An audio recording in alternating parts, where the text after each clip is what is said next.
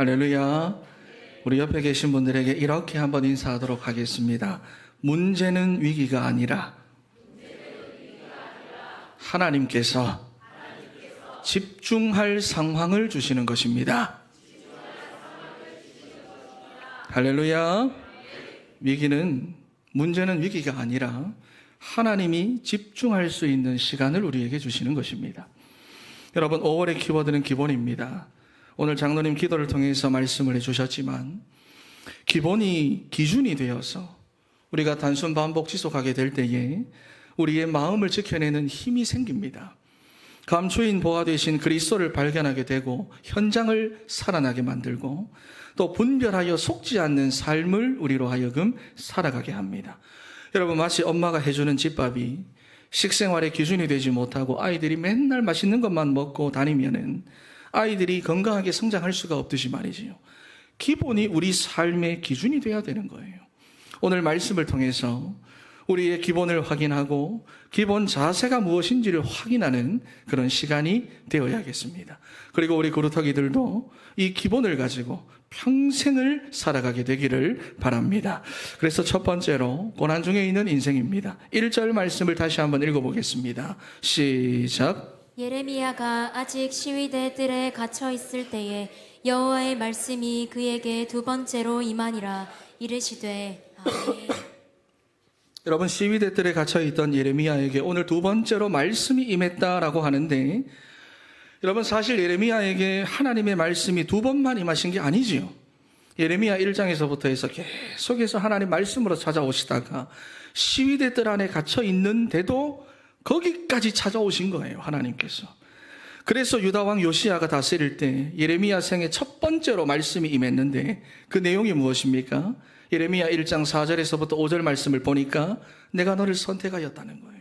내가 너를 선택하였다. 네가 태어나기도 전에 내가 어머니 모태에 있을 때부터 내가 너를 여러 나라의 선지자로 세웠노라. 이것이 그의 생애 첫 번째로 임했던 하나님의 말씀이었습니다. 그리고 나서 오늘 본문에 보니까 예레미야가 감옥 안에 갇혀 있는데도 하나님이 거기까지 말씀으로 찾아오시는데 감옥 안에서만 벌써 두 번째로 임하시는 것입니다. 여러분, 하나님은 이렇게 구원받은 자와 함께 하시는데 말씀으로 찾아오시고 말씀으로 함께 하십니다. 여러분, 어렵고 힘든 형편 속에 있거나 매일의 삶에서 고통당하고 고난의 삶이 계속되어지는 그런 문제들 속에 있는 분들이 계십니까? 또는 여러분 주변에서 어려움 당하는 사람들, 고난과 고통을 당하는 사람들, 우리의 가정 가문을 바라보면서 그러한 사람들이 보여집니까? 여러분, 오늘 예레미야에게 임했던 하나님의 말씀이 여러분들에게도 임하는 그 귀한 축복이 있게 되기를 바랍니다. 어떠한 환경이라 할지라도 여러분 상관없어요. 하나님은 살아계시고 지금도 하나님의 백성들에게 말씀을 주시기에 그 말씀이 내게 임하게 되면 거기서 모든 답과 내가 살아날 힘이 나오게 되어 있는 것입니다. 여러분, 그래서 하나님의 백성들에게 있어 가장 큰 축복은 어떤 것이냐? 말씀이 임하는 것입니다. 여러분, 가장 저주는 무엇입니까? 말씀이 막히는 거예요. 말씀이 가로막히는 것입니다. 그래서 히브리서 4장 16절 말씀과 같이 하나님의 말씀을 듣는 자리에 내가 앉아 있다는 것 자체가 축복 중에 축복입니다. 여러분, 믿습니까? 믿습니까? 예배를 통해 선포되어지는 하나님의 말씀이 내게 들려진다. 여러분, 그게 축복 중에 축복이에요. 말씀을 받으면 우리가 살아납니다. 우리의 영혼이 살아나서 힘을 얻게 되고 우리의 영혼이 살아나면서 우리의 범사가 회복되고 육신의 강건함을 얻게 되는 역사가 나타나게 되는 것입니다. 여러분, 그래서 우리가 말씀을 받기 전에 우리가 먼저 알아야 될 것이 있습니다. 여러분들이 알아야 될 것이 있습니다. 여러분이 살아가면서 문제와 사건을 만나고 어려움을 당할 때마다 여러분들이 그때마다 정말로 기억하고 붙잡아야 될 것이 있다면은 하나님은 알고 계신다라는 것입니다. 여러분, 오늘 예레미야가 시위대 뜰 안에 갇혀 있다 그랬는데요, 여기 시위대라고 하는 이 군대는요, 왕을 보호하고 왕명을 은밀하게 수행하도록 만들어진 특수부대입니다. 그런데 그러한 부대의 감옥 안에 갇혀 있다라는 말은 일반 잡범이 아니라 특수범이고 정치범이라는 말이에요.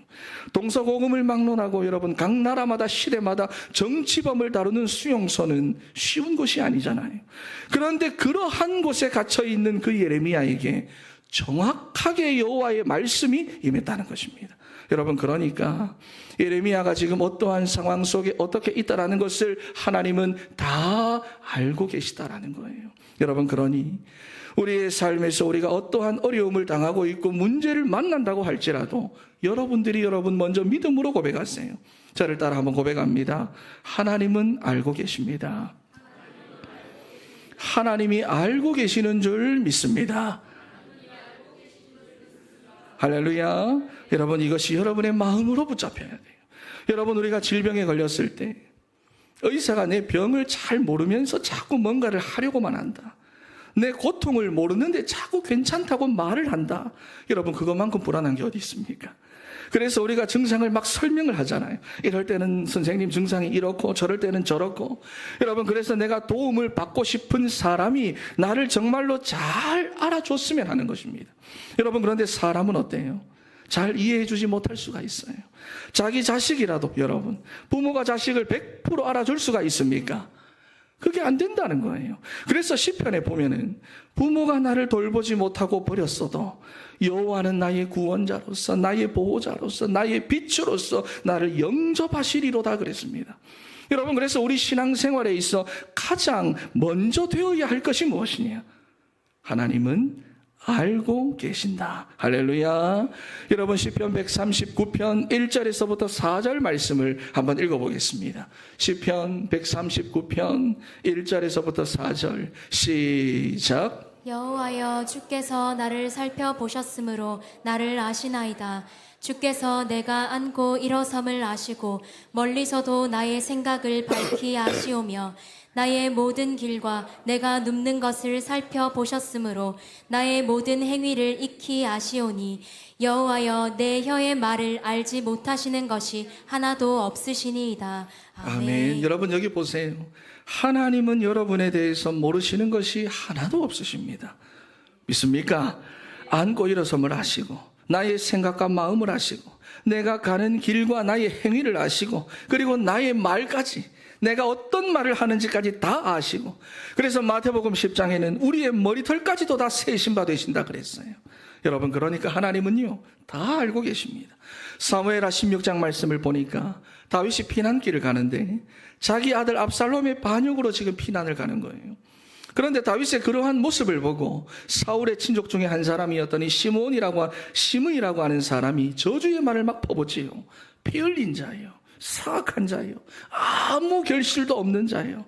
도망가거라, 도망가거라. 사울 족속의 모든 피를 여호와께서 내게로 돌리셨도다. 여러분, 얼마나 조롱이 섞인 저주의 말인지 같이 듣고 있던 사람들이 막 너무 민망하고 화가 나고 듣기 힘든 겁니다. 그래서 다윗과 함께 있던 군대 장관 아비새가 감히 내 주 왕을 내가 가서 저놈을 베어버리겠습니다. 그때 다윗이 중요한 말을 하지요. 그가 저주하는 것은 여호와께서 그에게 다윗을 저주하라 하심이니 그가 저주하도록 그냥 버려두라는 것입니다. 그러면서 12절 말씀에 여호와께서 나의 원통함을 감찰하시리니, 여러분이 감찰하시다라고 하는 말이 보시고 아신다라는 말입니다. 아시니, 그래서 오늘 그 저주 때문에 여호와께서 내게 선으로 갚아 주시리라. 여러분, 하나님께서 다 아신다는 것을 다윗은 알고 있었고 민망할 수 있는 그 자리에서도 오히려 믿음의 고백을 하고 있다는 것입니다. 여러분, 우리 신앙생활에 있어서 가장 중요한 것입니다. 예레미야가 시위대 감옥에 갇혀 있음을 하나님은 알고 계셨습니다. 그래서 시위대 감옥에 갇혀 있는 예레미야에게 하나님은 하나님의 방법인 말씀으로 찾아오셨어요. 그래서 우리 신앙생활에 있어서 가장 중요한 부분, 모든 것의 시작이 무엇이냐? 하나님은 아신다라는 것. 다시 한번 저를 따라합니다. 하나님은 아신다. 믿어지십니까? 여러분, 성도들이 직장 생활하고 아이들이 학교 생활을 하면서 많은 어려움을 겪고 있습니다.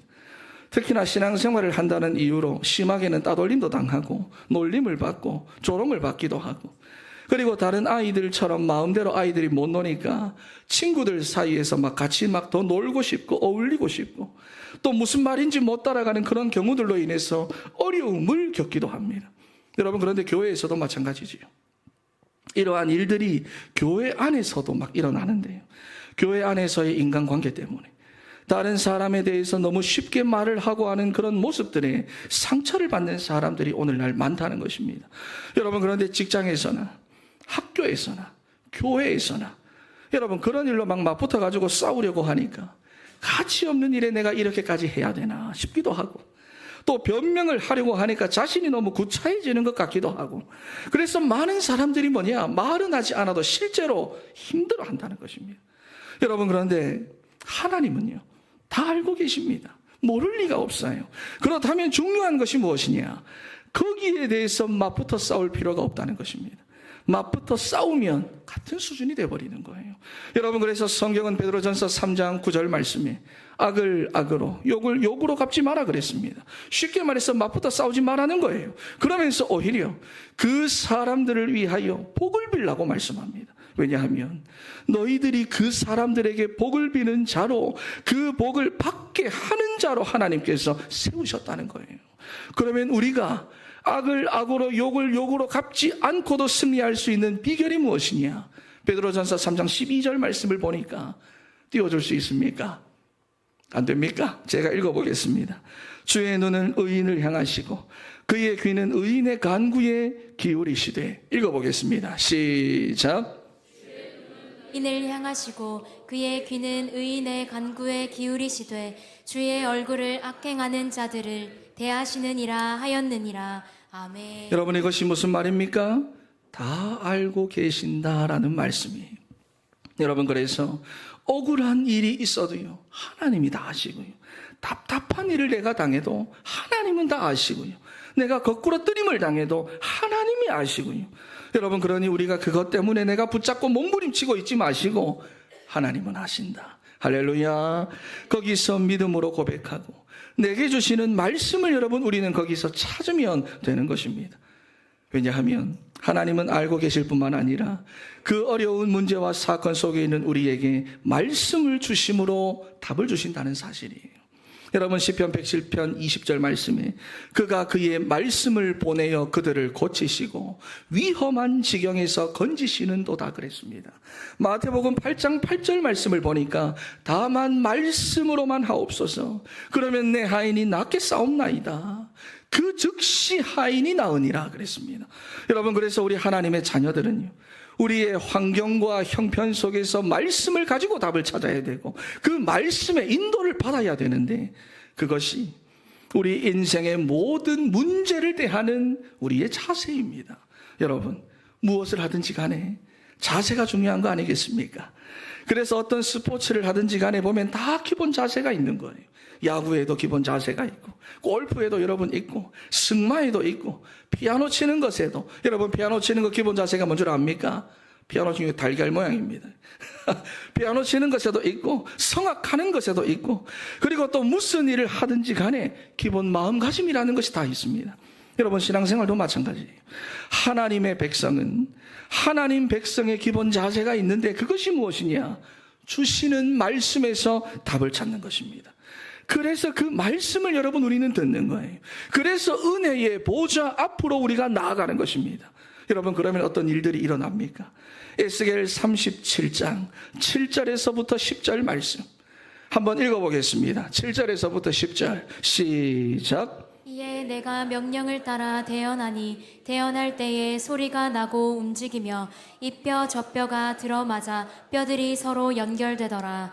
내가 또 보니 그 뼈에 힘줄이 생기고 살이 오르며 그 위에 가죽이 덮이나 그 속에 생기는 없더라.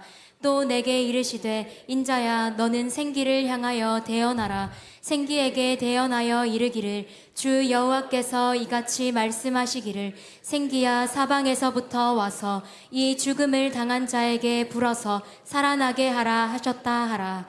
이에 내가 그 명령대로 대언하였더니 생기가 그들에게 들어가매 그들이 곧 살아나서 일어나 서는데 극히 큰 군대더라. 아멘. 여러분, 시체가 부패할 때 피부부터 썩고 살이 썩고 근육이 썩고 다 그 다음에는 뼈들이 부서집니다. 그런데 에스겔 선지자가 오늘 말씀을 대언할 때에 시체가 썩고 있는 그 반대 과정의 역사가 일어나는 거예요. 먼저 부러진 뼈들이 연결이 되고 그 위에 근육이 차오르고 살이 생기고 피부가 덮여버렸어요. 여러분, 이게 바로 말씀의 능력이라는 것입니다. 그리고 거기다가 또 말씀을 대언하니까 하나님의 영이 그들 가운데 임하셔가지고 살아나서 군대가 되는 역사가 나타나게 되는 것입니다. 여러분, 하나님은 지금도 우리에게 같은 능력으로 말씀하고 계십니다. 우리를 고치시고 우리를 위험한 지경에서 건져 주시려고 지금도 하나님은 우리에게 말씀을 보내주고 계세요. 여러분, 머리부터 발바닥까지 성한 상처투성이가 되어 죽은 자 같은 우리에게 말씀을 보내주셔서 뼈들이 연결이 되고 새로운 살과 근육이 차오르고 피부가 덮이고 그리고 그 안에서부터 생명의 성령의 역사가 일어나도록 하나님은 우리에게 말씀을 보내주시는 줄 믿습니다.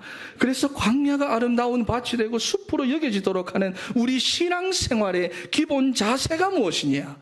하나님께서 다 알고 계시고 하나님의 방법인 말씀으로 찾아오시기 때문에 주시는 말씀에서 내가 답을 찾는 겁니다.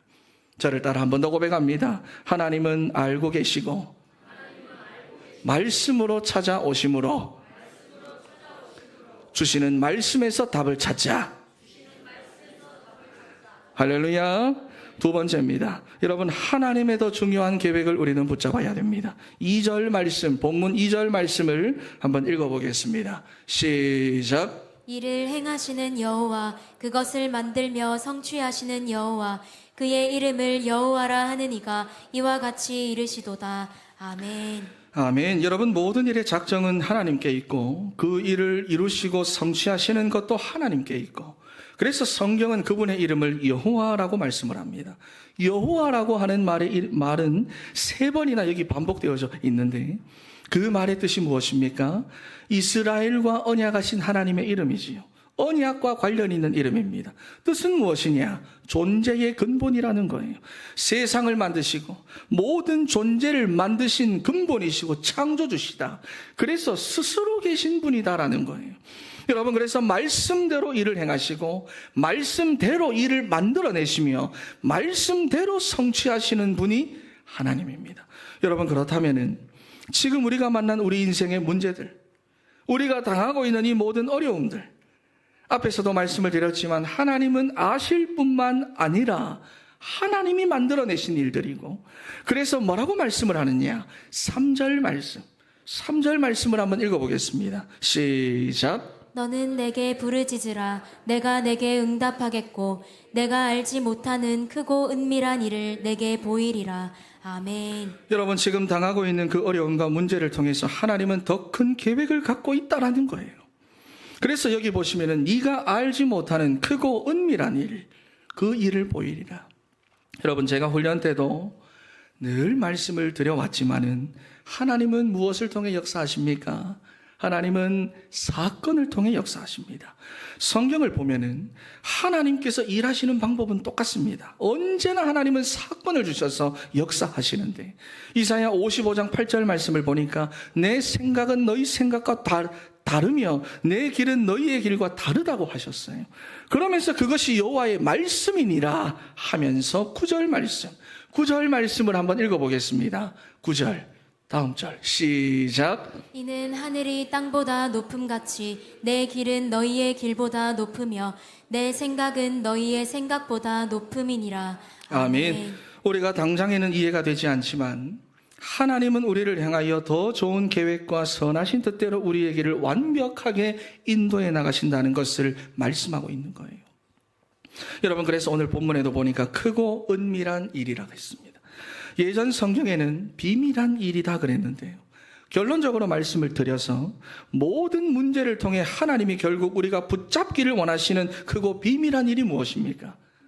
복음입니다. 복음. 그 어떤 문제를 통해서든지 궁극적으로 저와 여러분이 붙잡기를 원하시는 것은 다른 게 아니라 복음 붙잡고 복음 안으로 들어가라는 거예요.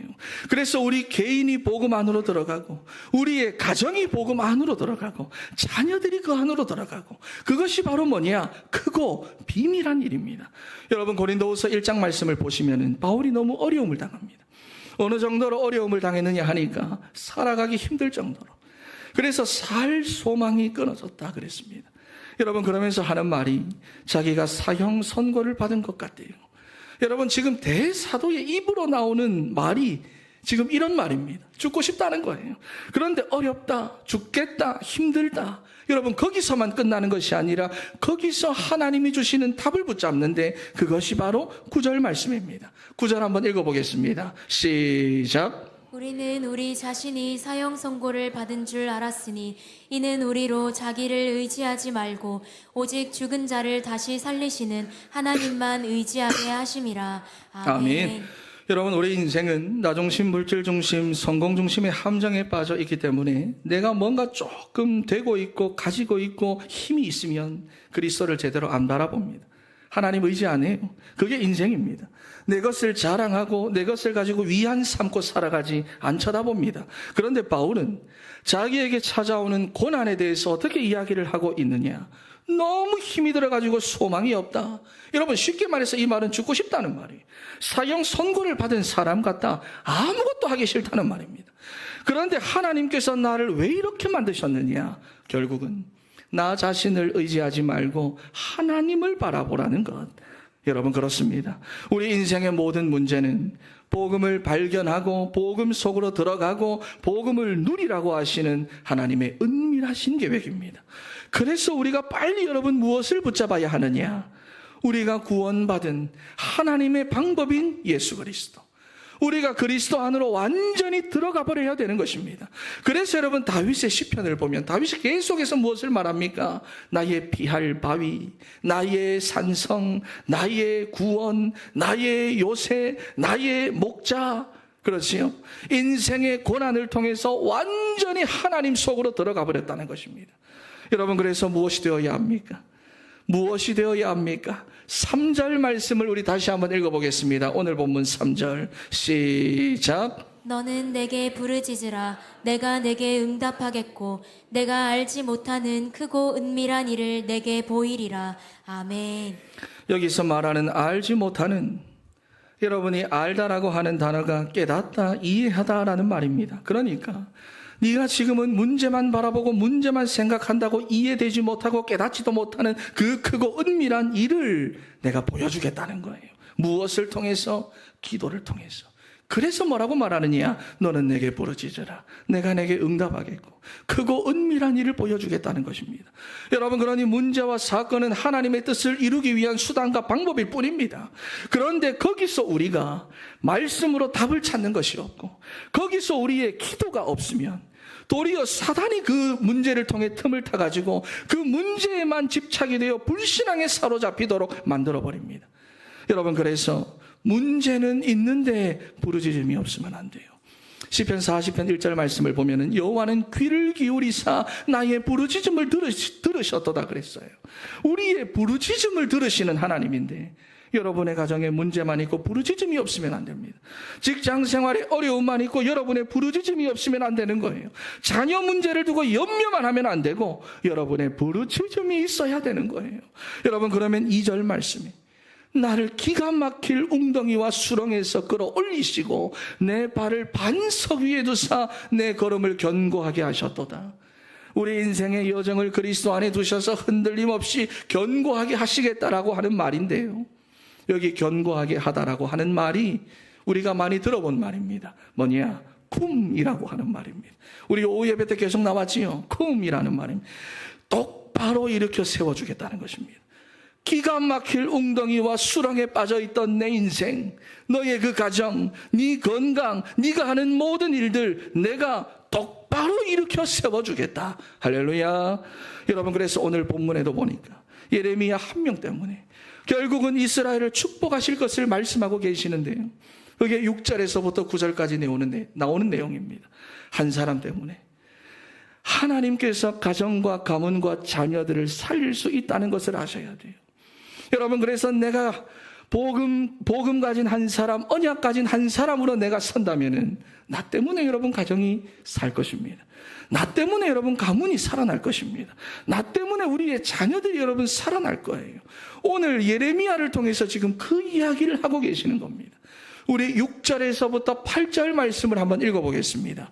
본문 6절에서부터 8절 시작. 그러나 보라, 내가 이 성읍을 치료하며 고쳐 낫게 하고 평안과 진실이 풍성함을 그들에게 나타낼 것이며, 내가 유다의 포로와 이스라엘의 포로를 돌아오게 하여 그들을 처음과 같이 세울 것이며, 내가 그들을 내게 범한 그 모든 죄악에서 정하게 하며 그들이 내게 범하며 행한 모든 죄악을 사할 것이라.